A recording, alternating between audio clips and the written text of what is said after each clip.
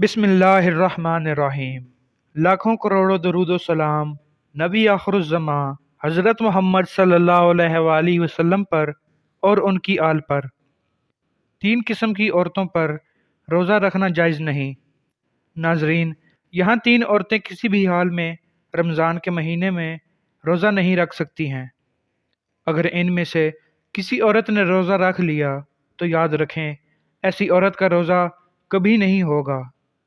ایسی عورت کو اللہ تعالیٰ کی طرف سے سخت عذاب ہوگا۔ ناظرین، روزے کی فرضیت کی تین شرطیں ہیں: اسلام، بالغ ہونا، ہوش و حواس اور عاقل ہونا۔ یعنی کہ روزے ایسے تمام مسلمان مرد اور عورت پر فرض ہیں جو اپنے ہوش و حواس میں ہوں، یعنی کہ جو پاگل اور دیوانے نہ ہوں۔ ایسے تمام مسلمان مرد اور عورتوں پر رمضان کے روزے فرض ہیں۔ اب اس کے علاوہ روزے کی فرضیت ادا کرنے کی دو شرطیں ہیں: پہلی صحت مند اور تندرست ہونا، اور دوسری مقیم ہونا، یعنی کہ بیمار آدمی اپنی بیماری کی حالت میں اور مسافر اپنے سفر کی حالت میں روزہ چھوڑ سکتا ہے۔ یعنی کہ ان دونوں کو رمضان کے ماہ میں روزہ چھوڑنے کی اجازت ہے، لیکن اگر نہ رکھیں تو کوئی گناہ بھی نہیں ہوگا۔ یہاں بعد میں ان روزوں کی قضا کر سکتے ہیں۔ لیکن یہ تین عورتیں ایسی ہیں جن کا رمضان کے مہینے میں روزہ رکھنا حرام ہے، یعنی کہ ان تین عورتوں کا روزہ رکھنا جائز نہیں۔ سب سے پہلی عورت وہ ہے جو حیض کی حالت میں ہو۔ ایسی عورت کا رمضان کے مہینے میں روزہ رکھنا حرام ہے، مگر ایسی عورتیں بعد میں قضا کریں اور رمضان کے مہینے میں بھول کر بھی روزہ نہ رکھیں۔ اگر کوئی عورت حیض کی حالت میں روزہ رکھ لیتی ہے تو اس کا روزہ قبول نہیں ہوگا۔ حدیث شریف ہے کہ حالت حیض میں عورت روزہ نہیں رکھے گی، اور حیض کی مدت ختم ہو جانے کے بعد اس پر ان دنوں کے روزوں کی قضا واجب ہے، جیسا کہ حضرت عائشہ صدیقہ رضی اللہ تعالی عنہا فرماتی ہیں کہ حضور نبی اکرم صلی اللہ علیہ وآلہ وسلم ہمیں حالت حیض سے پاک ہونے پر روزوں کا حکم فرماتے۔ اس کے علاوہ روزے کی حالت میں اگر مغرب سے پہلے کسی بھی وقت عورت کو حیض آ جائے تو اس کی وجہ سے روزہ فاسد ہو جائے گا، اور پاک ہونے کے بعد اس روزے کی قضا لازم ہوگی۔ جو عورت حیض و نفاس کی حالت میں ہو اسے کھانا پینا چاہیے، یعنی روزہ داروں کی مشابہت کرتے ہوئے تنہائی میں بھوکی پیاسی نہ رہے۔ ناظرین، دوسری عورت وہ ہے جو نفاس کی حالت میں ہو۔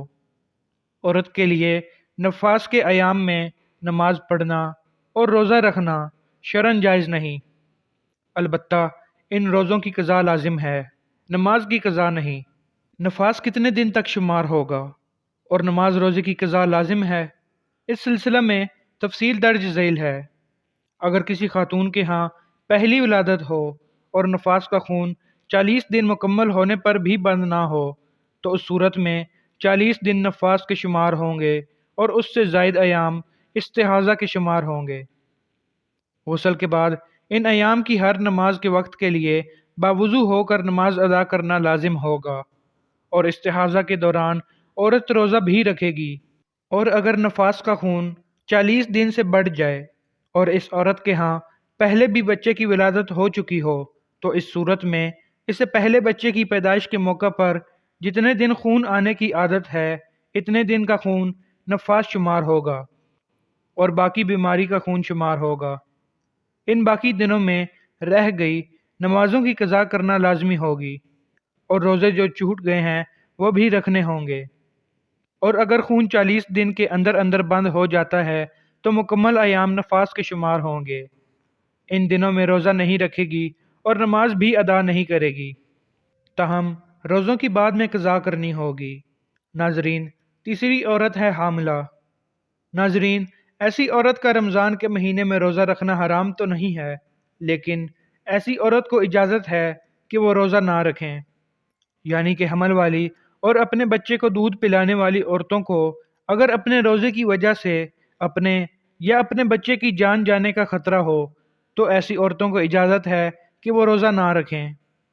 اگر حاملہ عورت کو زن غالب ہو تو روزہ رکھنے کی صورت میں خود اس کی جان یا بچے کی جان کو خطرہ ہو سکتا ہے تو اس حالت میں عورت روزہ چھوڑ سکتی ہے اور بعد میں قضا کرنا واجب ہے۔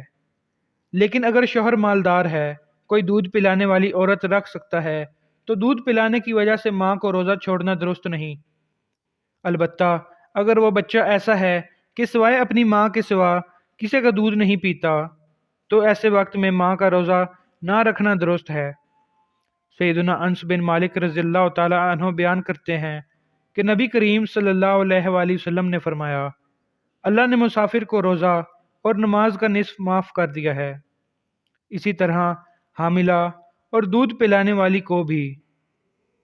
سیدنا عبداللہ ابن عمر رضی اللہ تعالی عنہ سے حاملہ کے بارے میں پوچھا گیا جسے اپنے بچے کے نقصان کا خطرہ ہے، فرمایا وہ روزہ چھوڑ دے، اس کے بدلے میں مسکین کو ایک مد تقریباً 100 کلو گندم دے دے۔